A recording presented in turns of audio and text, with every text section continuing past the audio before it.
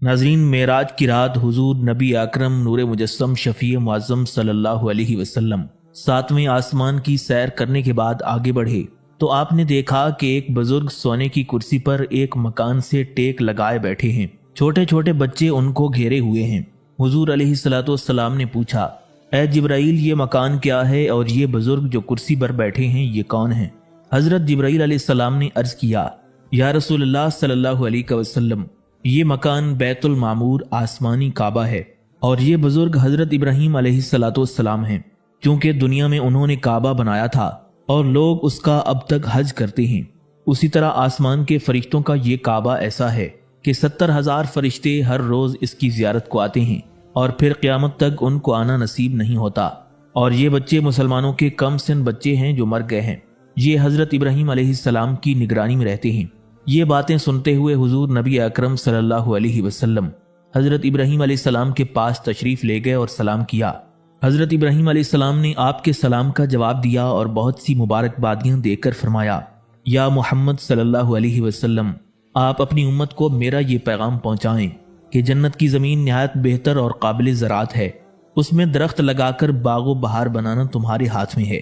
حضور اکرم صلی اللہ علیہ وسلم نے پوچھا، جنت کی زراعت کے کیا طریقے ہیں؟ حضرت ابراہیم علیہ السلام نے جواب دیا، نیک اعمال کرنا اور سبحان اللہ والحمد للہ ولا الہ الا اللہ واللہ اکبر ولا حول ولا قوت الا باللہ العلی العظیم پڑھنا، اور نماز کے بعد سبحان اللہ 33 بار، الحمد للہ 33 بار اور اللہ اکبر 34 بار پڑھنا۔ تاجدار کائنات صلی اللہ علیہ وسلم حضرت ابراہیم علیہ السلام سے رخصت ہو کر بیت المعمور میں داخل ہوئی۔ اللہ تعالیٰ نے ایک فرشتہ بھیجا جس نے ایسے مقام عالی پر کھڑے ہو کر اذان کہی جہاں آج تک کوئی مقرب سے مقرب فرشتہ نہ پہنچ سکا تھا۔ حضور سید عالم صلی اللہ علیہ وسلم کے طفیل سے آپ کے مؤذن فرشتہ کو خدا تعالیٰ نے یہ مقام عالی مرحمت فرمایا۔ اب فرشتے نے اذان دینا شروع کی، اللہ اکبر۔ اللہ تعالیٰ نے جواب میں فرمایا، صدق عبدی انا اللہ اکبر، میرا مؤذن سچا ہے، میں اللہ سب سے بڑا ہوں۔ مؤذن نے کہا، اشہد اللہ الہ الا اللہ، تو اللہ تبارک و تعالیٰ نے فرمایا، سچا ہے مؤذن، میرے سوا کوئی معبود نہیں۔ مؤذن فرشتے نے کہا، اشہد ان محمد الرسول اللہ، اللہ تعالیٰ نے فرمایا، بے شک میں نے محمد صلی اللہ علیہ وسلم کو سچا رسول بنا کر بھیجا ہے، میں نے ان کو اپنا امین بنایا، میں نے ہی ان کو سب پر برگزیدہ کیا۔ اس کے بعد مؤذن فرشتہ نے کہا، حی علی الصلاۃ، حی علی الفلاح، چلو نماز کی طرف، چلو بھلائی کی طرف۔ اللہ رب العزت نے جواب دیا، سچا ہے مؤذن، میں نے ہی نماز کو فرض کیا ہے، جو شخص اس کو ادا کرے گا سارے گناہوں سے پاک کر دوں گا۔ اس کے بعد عرض کیا گیا، یا نبی اللہ، چلیے نماز پڑھائیے۔ بیت المعمور میں حضور علیہ الصلوۃ والسلام امام بنے، سارے آسمان کے فرشتوں نے آپ کے پیچھے نماز پڑھی، سارے فرشتوں کو آپ کی اقتداء کا شرف حاصل ہوا۔ پھر رسول اللہ صلی اللہ علیہ وسلم نے دعا فرمائی، الہی جس طرح یہ فرشتے جمع ہیں اسی طرح میری امت کے لیے بھی ایک دن ایسا عطا فرما جس میں سب جمع ہو کر عبادت کریں۔ حضور علیہ الصلوۃ والسلام کی دعا قبول ہوئی اور جمعہ کا دن اسی طرح کی عبادت کے لیے مقرر کیا گیا۔ بیت المعمور میں جمعہ کے دن فرشتے اسی طرح جمعہ پڑھتے ہیں کہ حضرت جبرائیل علیہ السلام اذان دیتے ہیں، حضرت اسرافیل علیہ السلام خطبہ پڑھتے ہیں اور حضرت میکائیل علیہ السلام امامت کرتے ہیں۔ پھر 7 آسمانوں کے فرشتے ان کی اقتداء کرتے ہیں۔ نماز سے فارغ ہو کر ہر ایک یوں کہتے ہیں، حضرت جبرائیل علیہ السلام کہتے ہیں کہ اس اذان کا ثواب میں نے حضور علیہ الصلوۃ والسلام کی امت کے جمعہ کے مؤذنین کو دے دیا۔ حضرت اسرافیل علیہ السلام کہتے ہیں کہ میں نے اس خطبے کا ثواب رسول اللہ صلی اللہ علیہ وسلم کی امت کے جمعہ کے خطیبوں کو دے دیا۔ حضرت میکائیل علیہ السلام کہتے ہیں کہ میں نے اس امامت کا ثواب حضور علیہ الصلوۃ والسلام کی امت کے جمعہ کے اماموں کو دے دیا۔ تمام فرشتے کہتے ہیں کہ ہم نے اپنی نماز کا ثواب امت محمدیہ صلی اللہ علیہ وسلم کی امت کے تمام جمعہ کی نماز پڑھنے والوں کو دے دیا۔ سب فرشتے اپنے اپنے اعمال کے ثواب کے متعلق کہہ چکتے ہیں تو اللہ تعالیٰ ارشاد فرماتا ہے، اے فرشتو، جب تم نے ایسی سخاوت کی ہے، میں تو خالق ہوں، تم گواہ رہو کہ میں نے جمعہ پڑھنے والوں کے گناہ بخش دیے اور انہیں آخرت کے عذابوں سے امن دے دیا۔ جب حضور اکرم صلی اللہ علیہ وسلم نماز پڑھ کر بیت المعمور سے باہر تشریف لائے تو اس امامت کے سلسلے میں آپ کو 3 خطاب عطا ہوئے، یا محمد انک سید المرسلین، اے نبی تم سارے نبیوں اور رسولوں کے سردار ہو، یا امام المتقین، اے نبی تم جہاں بھر کے متقی پرہیزگاروں کے امام ہو، وقائد الغر المحجلین، اور تم وضو کی وجہ سے نور سے جو پنج کلیان ہوں گے ان کو جنت کی طرف لے کر چلنے والے ہو۔ حضور اکرم صلی اللہ علیہ وسلم ارشاد فرماتی ہیں کہ میرے سامنے سارے نبی پیش ہوئے، کسی نبی کے ساتھ 40 مسلمان تھے اور کسی کے ساتھ 2، اور بہت سے ایسے پیغمبر نظر آئے جن کے ساتھ ایک مسلمان بھی نہیں تھا، یعنی ساری عمر میں ان پر کوئی شخص بھی ایمان نہیں لایا۔ جب تمام نبی حضور سید عالم صلی اللہ علیہ وسلم کے سامنے سے گزر چکے، تب ایک عظیم الشان گروہ اہل اسلام کا آپ کے سامنے پیش ہوا۔ تاجدار کائنات صلی اللہ علیہ وسلم نے فرمایا، یہ کون ہیں؟ عرض کیا گیا، یہ حضرت موسیٰ علیہ السلام اور ان کی امت ہے۔ رسول اکرم صلی اللہ علیہ وسلم کو حضرت موسیٰ علیہ السلام کی امت کی کثرت دیکھ کر خیال ہوا، شاید موسیٰ علیہ السلام کی امت میری امت سے زیادہ جنت میں جائے گی، اور آپ کو کچھ ملال بھی ہوا۔ فوراً وہ امت آپ کی نظروں سے غائب ہو کر ایک دوسری امت جو پہلی امت سے 1000 درجے زیادہ اور کثرت سے تھی آپ کے سامنے پیش ہوئی، اور کہا گیا، حضرت آپ غم نہ فرمائیں، یہ آپ کی امت آپ کے سامنے حاضر ہے جو تمام امتوں سے زیادہ ہے۔ آپ کی امت میں سے اس جماعت کے سوا ایک اور جماعت ایسی بھی ہے جن میں 70,000 بلا حساب و بلا سوال جنت میں جائیں گے۔ حضور اکرم صلی اللہ علیہ وسلم اپنی امت کی کثرت ملاحظہ فرما کر خوش ہوتے ہوئے سدرۃ المنتہا کی طرف چل دیے۔ سدرۃ المنتہا ایک بہت بڑا درخت ہے جس کی ٹہنیاں سونے کی اور پتے ہاتھی کے کان کے برابر، اس کے پھل زمرد کے اور اس قدر بڑے جیسے بڑے بڑے گھر۔ اس کو منتہا اس لیے کہتے ہیں کہ دنیا کے اعمال وغیرہ وہاں جا کر منتہا ہو جاتے ہیں اور عرش کے احکام بھی وہاں آ کر ٹھہر جاتے ہیں۔ حضور نبی اکرم صلی اللہ علیہ وسلم کی تشریف آوری کی مسرت میں تمام آسمانوں کے فرشتے اجازت لے کر اس درخت پر اس قدر جمع ہو گئے تھے کہ اس کا ایک پتا بھی نظر نہیں آتا تھا۔ آسمان کے تاروں یا جنگل کی ریت کی طرح بے گنتی فرشتے ہی اس درخت پر نظر آتے تھے۔ اچانک اس درخت پر اللہ تعالیٰ کی تجلی ہوئی جیسی کوہ طور پر ہوئی تھی، مگر فرق یہ تھا کہ طور کے ٹکڑے ٹکڑے ہو گئے اور حضرت موسیٰ علیہ السلام بے ہوش ہو کر گر پڑے، لیکن یہاں نہ حضور علیہ السلام بے ہوش ہوئے اور نہ سدرہ پر کچھ اضطراب ہوا۔ اس درخت پر جمع شدہ فرشتوں نے آپ کو دیکھ کر سلام عرض کیا اور بے حد خوش ہو کر کہنے لگے، آپ تشریف لائے ہیں، آپ کی آمد بہت خوش کرنے والی ہے، آپ کا چہرہ مبارک کا دیکھنا بے حد دل لبھانے والا ہے، آپ کے راستے کی خاک ہمارے سر کا تاج بنے، آپ کی عمر کی ہر رات ایسی ہی شب معراج ہوتی رہے۔ اور یہ بھی کہا گیا کہ یا رسول اللہ صلی اللہ علیہ وسلم، ہم آپ کو کیا تحفہ پیش کریں؟ قیامت تک جو ہم اطاعت کریں گے اس کا ثواب آپ کی امت کو بخشتے ہیں۔ ناظرین، جب سے مخلوق پیدا ہوئی ہے اس وقت سے سدرہ کے پاس ایک کرسی رکھی ہوئی ہے، اب تک کسی کی مجال نہیں ہوئی کہ اس پر بیٹھ سکے۔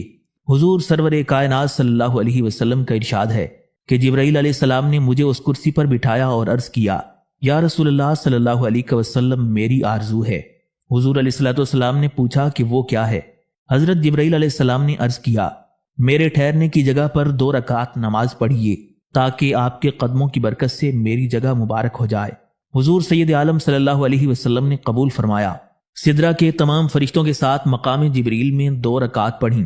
حضور علیہ السلام نے یہ بھی ارشاد فرمایا کہ میں نے سدرہ کے پاس ایک نہر دیکھی جس کے کنارے پر یاقوت، موتی، زبرجد کے خیمے تھے اور وہاں خوش آواز پرندے چہچہا رہے تھے، تاروں کی طرح کٹورے رکھے ہوئے تھے۔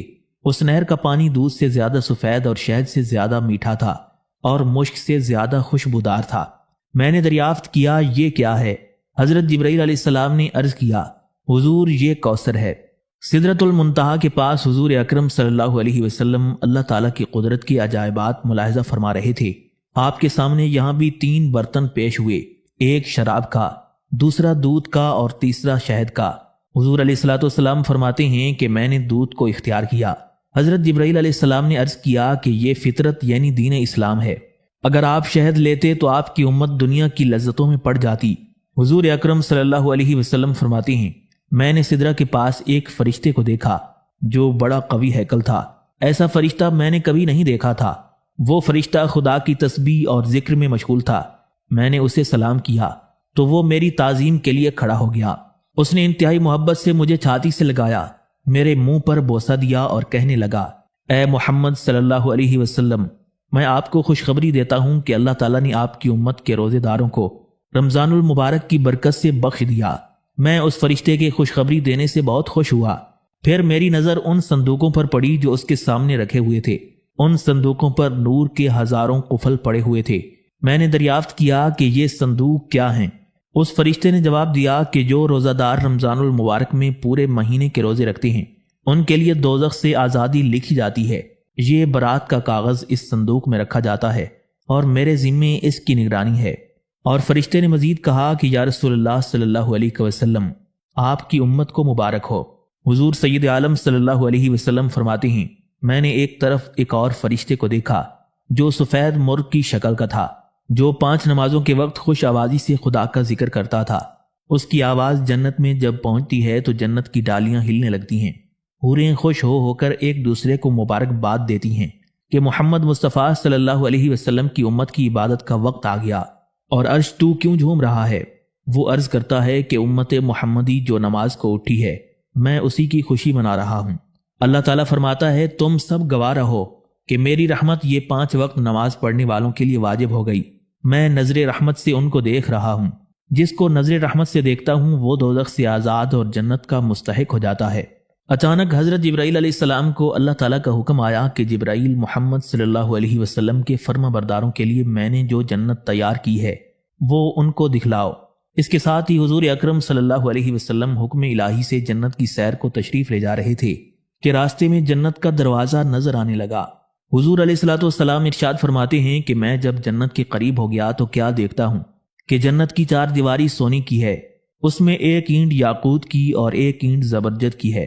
جنت کا دروازہ اس قدر چوڑا ہے کہ اگر اس میں چلیں تو 40 سال میں طے ہوگا۔ یہ چوڑائی اس لیے ہے تاکہ بے گنتی مخلوق آ سکے۔ جنت کا دروازہ اونچا بھی بہت ہے اور اس پر اونچے اونچے بالا خانے ہیں۔ دروازے کا محل وقوع ایسا ہے جہاں میدان قیامت بالکل سامنے نظر آئے گا۔ میں نے پوچھا، یہ اونچے بالا خانے کس کے واسطے ہیں؟ حضرت جبرائیل علیہ السلام نے کہا، ان بالا خانوں پر قیامت کے دن تمام حوریں جمع ہو جائیں گی۔ جب مسلمان اپنی اپنی قبروں سے نکلیں گے تو 50,000 سال مسافت کا میدان قیامت اور وہاں کی مصیبتیں دیکھ کر گھبرائیں گے۔ اس وقت ہر ایک حور اپنے اپنے خاوندوں کو پکارے گی کہ گھبراؤ نہیں، جلدی آؤ، جلدی آؤ۔ حوروں کو دیکھ کر اور ان کی باتیں سن کر جنتی میدان قیامت بہت آسانی سے طے کریں گے۔ جب بالکل جنت کے دروازے کے سامنے سواری پہنچی تو جنت کے دروازے پر لکھا تھا، خیرات کا 10 گنا ثواب ہے، قرض بے سود دینے کا 18 گنا ثواب ہے۔ حضور اکرم صلی اللہ علیہ وسلم نے پوچھا، اے جبرائیل، اس کا کیا مطلب ہے؟ حضرت جبرائیل علیہ السلام نے عرض کیا، سائل تو کبھی بلا ضرورت بھی مانگتا ہے اور دینے والا دیتا بھی ہے، برخلاف اس کے سخت ضرورت والا ہی قرض مانگتا ہے۔ خیرات مانگنے والے کو عادت ہوتی ہے اور قرض مانگنے والے کو عادت نہیں ہوتی، وہ قرض مانگتے ہوئے شرم سے کٹا جاتا ہے۔ ان وجوہات کی وجہ سے قرض دینے کا بڑا ثواب ہے۔ جس وقت حضور نبی کریم صلی اللہ علیہ وسلم جنت کے دروازے پر پہنچے تو اس وقت کی پوری کیفیت کو کوئی بیان نہیں کر سکتا۔ جب سرکار دو عالم صلی اللہ علیہ وسلم جنت کے دروازے سے گزرنے لگے تو فرشتہ نور کے طبق بھر بھر کر سر پر نثار کرنے لگے۔ جبریل امین نے عرض کیا، یا رسول اللہ صلی اللہ علیہ وسلم، جب سے جنت بنی ہے اس وقت سے یہ فرشتے اس لیے مقرر ہیں کہ قیامت کے دن آپ اور آپ کی امت یہاں سے گزرے تو اسی طرح طبق نثار کریں۔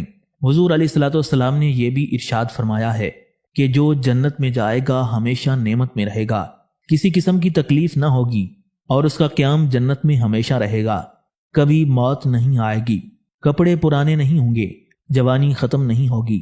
جنتی محلوں کو میں نے دیکھا کہ طرح طرح کے تھے، ان میں کوئی محل موتی کا تھا تو کوئی زبرجد کا اور کوئی سونے کا تھا۔ ان کے کنگورے میں چاندی کی شکل کے ماتاب بنے تھے، کہیں سونے کے تخت بچھے تھے، کہیں یاقوت کے تو کہیں موتی کے، اور بالا خانوں پر بالا خانے تھے۔ غرض ہر ایک نیک عمل کا ایک ایک محل تیار تھا۔ چنانچہ جنت میں ایک عظیم الشان محل دیکھ کر میں نے پوچھا، یہ محل کس عمل کے صلے میں حاصل ہوتا ہے؟ عرض کیا گیا کہ جو شخص کسی نابینا کا ہاتھ پکڑ کر جہاں وہ جانا چاہتا ہے وہاں پہنچائے تو اللہ تعالیٰ یہ محل اس کو عطا فرمائے گا۔ میوہ کے درختوں سے پھل ٹپکتے ہوئے، جس کا جو جی چاہے وہاں موجود ہوں گے، جن کو نہ آنکھوں نے دیکھا نہ کانوں نے سنا، اور جنت کا ہر وقت صبح کے وقت کا نمونہ ہوگا۔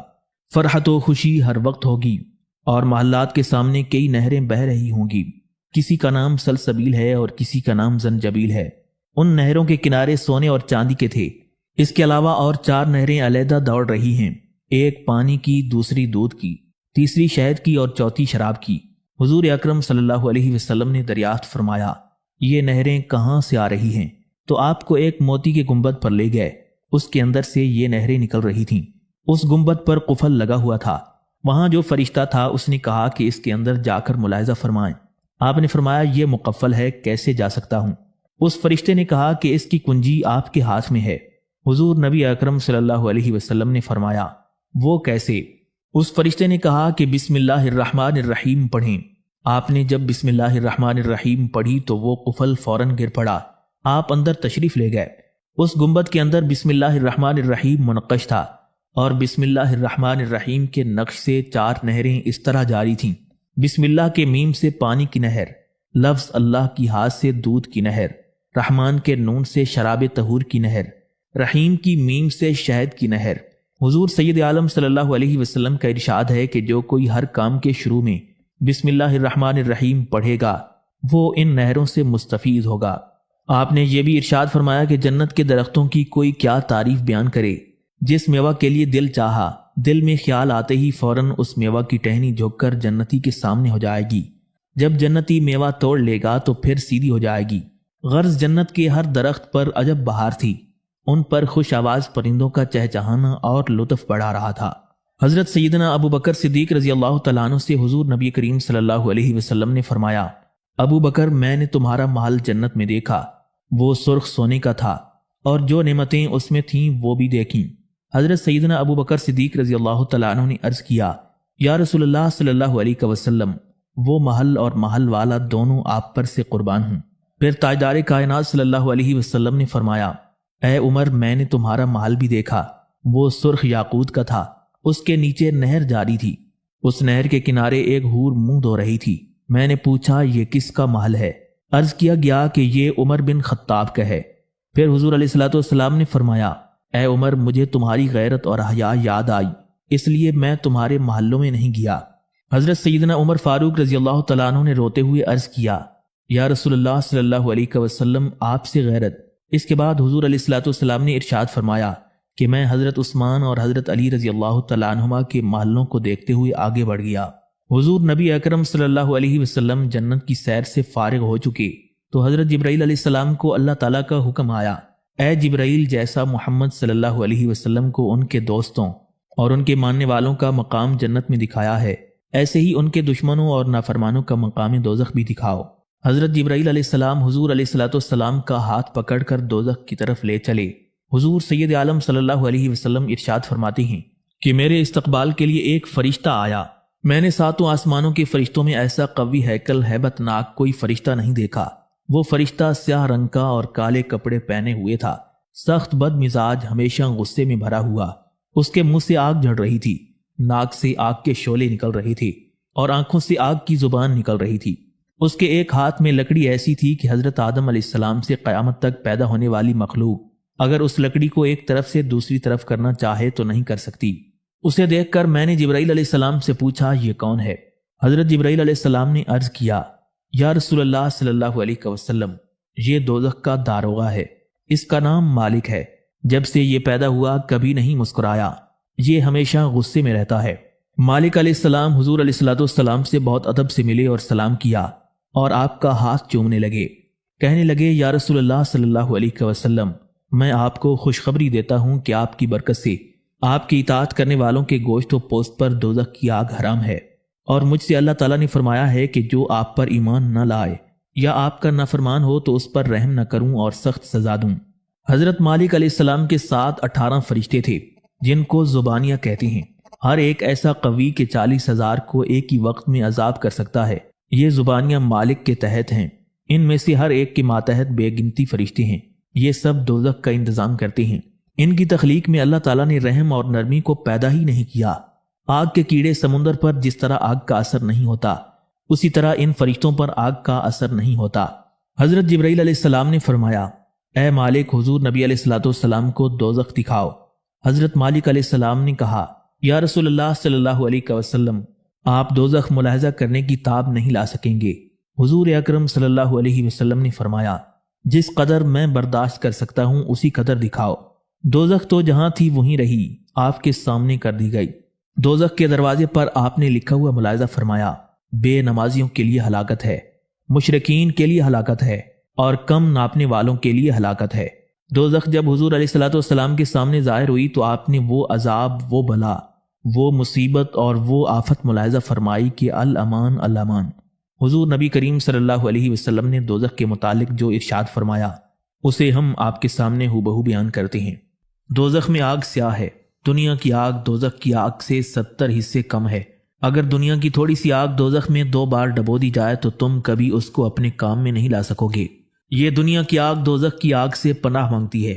جب حضرت آدم علیہ السلام دنیا میں آ گئے اور پکانے کے لیے ان کو آگ کی ضرورت ہوئی تو اللہ تعالیٰ کے حکم سے حضرت جبرائیل علیہ السلام نے دوزخ سے ایک چنگاری لے کر اور 70 مرتبہ پانی سے دھو کر ایک پہاڑ پر رکھ دیا۔ پہاڑ پگھل گیا اور وہ چنگاری پھر دوزخ میں جا کر مل گئی، صرف اس کی بھاپ رہ گئی جو یہ ہماری آگ ہے۔ اگر کسی شخص کو دوزخ کی آگ سے مغرب میں عذاب دیا جائے تو اس کی حرارت کا مشرق کے رہنے والوں پر اثر پڑے گا۔ آگ کا شعلہ دوزخیوں کے اندرونی اجزاء میں دوڑتا ہے اور ظاہری اعضاء پر سانپ بچھو پلتے ہیں اور ڈستے ہیں۔ بچھو بھی معمولی نہیں، ہر بچھو خچر برابر اور دوزخ کا سانپ اونٹ برابر ہوتا ہے۔ بچھوؤں کے ڈنگ کھجور کے درخت کے برابر اور بچھوؤں کے زخم کی تکلیف 40 سال تک رہے گی۔ جہنم میں درندے اور کتے الگ ایذا دیں گے اور وہاں آگ کی تلواریں ہوں گی۔ فرشتے ان سے دوزخیوں کا عضو جدا کریں گے۔ دوزخ میں جو غذا دی جائے گی اس کا نام زری ہے۔ یہ زری ایک کانٹے دار چیز ہے جس کا ذائقہ ایلوے سے زیادہ کڑوا اور اس میں مردار سے زیادہ بدبو اور آگ سے زیادہ گرمی ہوتی ہے۔ یہ زری بھوک کی آگ کو نہیں بجھاتی، حلق میں اٹکی رہتی ہے اور دوزخ میں بھوک ایسی رہے گی کہ اس کے برابر کوئی عذاب نہیں۔ دوزخ میں جو پانی پینے کو ملے گا اس کا نام غسلین ہے۔ یہ غسلین دراصل دوزخیوں کا کھولتا ہوا پیپ اور لہو ہوتا ہے۔ اس کے علاوہ دوزخ میں ایک چشمہ ہے جس کا نام غساق ہے۔ تمام زہریلے جانوروں کا زہر اس میں جمع ہو کر کھولتا ہے۔ دوزخیوں کو اگر اس میں غوطہ دیا جائے تو اس کے اثر سے ان کا گوشت و پوست ہڈیوں سے جدا ہو کر ان کے پاؤں پر گر پڑے گا۔ غرض یہ کہ دوزخیوں کو پینے کے لیے یہ چیزیں دی جاتی ہیں۔ اگر دوزخیوں کے کپڑوں میں سے ایک کپڑا آسمان اور زمین کے درمیان لٹکا دیا جائے تو اس کی حرارت اور بدبو سے سب جاندار مر جائیں۔ دوزخیوں کو قطران کا لباس پہنایا جائے گا جن سے ان کا چمڑا نکل جائے گا۔ اگر دوزخیوں کے زنجیروں کا ایک حلقہ دنیا کے پہاڑوں پر رکھا جائے تو وہ حلقہ زمین کے 7 طبقوں کو سوراخ کر کے نکل جائے۔ دوزخی جب پیاس پیاس چلائیں گے تو ایک کالا بادل اٹھے گا اور تمام دوزخ کے میدان پر چھا جائے گا۔ دوزخی جب اس بادل کو دیکھیں گے تو بہت خوش ہوں گے۔ اس بادل میں سے آگ کے پتھر اور بچھو برسیں گے تو دوزخیوں کے لیے عذاب پر عذاب ہو جائے گا۔ ان تکلیفوں کے مد نظر اگر کسی کے پاس تمام دنیا ہو تو وہ چاہے گا کہ اس تکلیف کے بدلے میں دے ڈالے۔ وہ وقت بھی عجب حسرت کا وقت ہوگا۔ فرشتے دوزخ کی طرف لے جائیں گے اور دوزخ میں گرتے ہی منہ کالے اور آنکھیں زرد ہو جائیں گی۔ دوزخیوں کے منہ پر مہر لگائی جائے گی اور ان کو آتشی لباس پہنایا جائے گا۔ دوزخ کے زبانیہ فرشتے آتے ہی ان کو پہلے منہ کے بل دوزخ میں گرائیں گے، اس کے بعد آہنی گرزوں کا عذاب شروع کر دیں گے۔ حضور اکرم صلی اللہ علیہ وسلم ارشاد فرماتے ہیں کہ میں قسم قسم کے عذاب دیکھ رہا تھا کہ میری نظر چکیوں پر پڑی جن کے پاٹ پہاڑ برابر تھے۔ میں نے جبرائیل علیہ السلام سے دریافت کیا کہ اے جبرائیل، کیا خدا کے نافرمان یہاں چکی پیسیں گے؟ حضرت جبرائیل علیہ السلام نے عرض کیا، یا رسول اللہ صلی اللہ علیہ وسلم، دوزخی چکی نہیں پیسیں گے بلکہ خود دوزخیوں کو ان چکیوں میں پیسا جائے گا۔ حضرت مالک علیہ السلام نے عرض کیا، یا رسول اللہ صلی اللہ علیہ وسلم، میری طرف سے آپ اپنی امت کو نصیحت فرمائیں کہ دوزخ نافرمانوں کی جگہ ہے، اس ہیبت ناک جگہ سے وہ بچتے رہیں، خود کو اس کا مستحق نہ بنائیں۔ میں خدا کے نافرمانوں پر ہرگز رحم نہیں کروں گا۔ بوڑھوں کی سفید داڑھی پر مجھے شفقت آئے گی، نہ جوانوں کے درد بھرے دل پر۔ پھر مالک سے پوچھا، اچھا اس دوزخ کے طبقات کا تو ذکر کرو۔ تب مالک نے کہا، ایک کے تلے اوپر دوزخ کے 7 طبقات ہیں۔ پھر بیان کیا کہ کسی طبقے میں منافق اور کسی میں مشرک اور کسی میں یہود و نصارہ رہیں گے۔ اس طرح دوزخ کے 6 طبقات کا ذکر کر کے مالک خاموش ہو گئے۔ حضور سرور کائنات صلی اللہ علیہ وسلم نے پوچھا، 7ویں طبق میں کون ہوں گے؟ حضرت مالک علیہ السلام شرمانے لگے اور کہا کہ مجھے اس وقت جواب سے معاف فرمائیں۔ حضور اکرم صلی اللہ علیہ وسلم نے فرمایا، میری پریشانی زیادہ ہو رہی ہے، مالک بولو، شاید آج اس کا کچھ تدارک ہو سکے۔ حضرت مالک علیہ السلام نے عرض کیا، حضور کیا عرض کروں؟ حضور میں کیا بتاؤں؟ اس 7ویں طبق میں آپ کی امت کے وہ گناہگار ہوں گے جو توبہ کیے بغیر مر گئے۔ حضور اکرم صلی اللہ علیہ وسلم بہت دکھ سے رونے لگے اور فرمایا، اے جبرائیل کیا میری امت بھی دوزخ میں جائے گی؟ یہ جملہ بار بار فرماتے تھے اور روتے جاتے تھے۔ ادھر حضرت جبرائیل علیہ السلام بھی رو رہے تھے۔ حضور اکرم صلی اللہ علیہ وسلم نے فرمایا، جبرائیل تم کیوں روتے ہو؟ حضرت جبرائیل علیہ السلام نے عرض کیا، جب سے ابلیس کا وہ حال ہوا اپنی حالت پر اطمینان نہیں، اور یہ بھی ڈر ہے کہ ہاروت ماروت کی طرح کہیں کسی بلا میں مبتلا نہ ہو جائیں۔ رسول اللہ صلی اللہ علیہ وسلم کے رونے کی کوئی حد نہ رہی۔ امت کے لیے ایسا رونا اور ایسا غم کرنا اور اس طرح صدمہ اٹھانا حضرت آدم علیہ السلام سے لے کر حضرت عیسیٰ علیہ السلام تک ہزارہا انبیاء کرام میں سے کسی میں نہ دیکھا گیا۔ اس رونے کا نتیجہ یہ ہوا کہ وحی آئی، اے میرے محمد صلی اللہ علیہ وسلم، یہ رونے کا وقت نہیں ہے۔ اس رونے کے صلے میں ہم بخشش کے چند اسباب عطا کرتے ہیں۔ ان میں سے پہلا سبب توبہ ہے۔ اگر کوئی گناہگار توبہ کرے تو ہم اسے پاک کر دیں گے، اور توبہ اس کے سب گناہوں کو ایسا کھا جائے گی جیسا کہ عصائے موسیٰ جادوگروں کے سانپ کھا گیا تھا۔ دوسرا سبب شفاعت ہے۔ رسول اکرم صلی اللہ علیہ وسلم کو شفاعت کا وہ مرتبہ دیتے ہیں جس سے گناہوں کا زہر اتر جائے گا۔ تیسرا سبب حضور نبی اکرم صلی اللہ علیہ وسلم کا گریوزاری سے دعا کرنا ہے۔ خدا تعالیٰ کا ارشاد ہے کہ ہماری بارگاہ میں رونے کے بدلے خوشی ہے اور آنسو بہانے کا ثمرہ مسکراہٹ ہے۔ بچے کے رونے سے ماں کے سینے میں دودھ ابلتا ہے۔ ابر کے رونے یعنی برسنے سے چمن میں تازگی اور رونق آتی ہے۔ خشک بادلوں کا حصہ چمن کو ہرا بھرا کرنا نہیں ہے۔ بے دودھ کی چھاتی والی ماں کا حق بچے کو پالنا نہیں ہے۔ حضور اکرم صلی اللہ علیہ وسلم کی آنکھوں کے آنسوؤں کا حق ہے کہ گناہگاروں سے سب گناہ دھل کر جنت کا چمن آباد ہو۔ سرکار دو عالم صلی اللہ علیہ وسلم بخشائش کے علیحدہ سامان فرما رہے ہیں۔ وہ یہ کہ ہر نبی کو ایک دعائے مقبول دی گئی تھی۔ دیگر انبیاء نے اس دعا کو اپنی امت کے لیے عذاب مانگ کر ختم کر دیا، مگر حضور سید عالم صلی اللہ علیہ وسلم نے اس دعا کو قیامت کے لیے محفوظ رکھا ہے۔ نہ جانے اس دعا سے آپ کس قدر گناہگار بخشوائیں گے۔ پانچواں سبب زندوں کی دعائے مغفرت سے بخشش ہے۔ گناہگار گناہ لے کر قبروں میں داخل ہوں گے، اور جب قبروں سے اٹھیں گے تو ان کے گناہ معاف ہو چکے ہوں گے، ان کی مغفرت ہو چکی ہوگی۔ اس بخشائش کی وجہ یہ ہوگی کہ زندہ مسلمان مردوں کے لیے جو مغفرت مانگتی ہیں اس مغفرت سے مردوں کے گناہ معاف ہو جاتے ہیں۔ چھٹا سبب حضور نبی علیہ الصلوۃ والسلام کا مرتبہ عالی بخشش کا ہے۔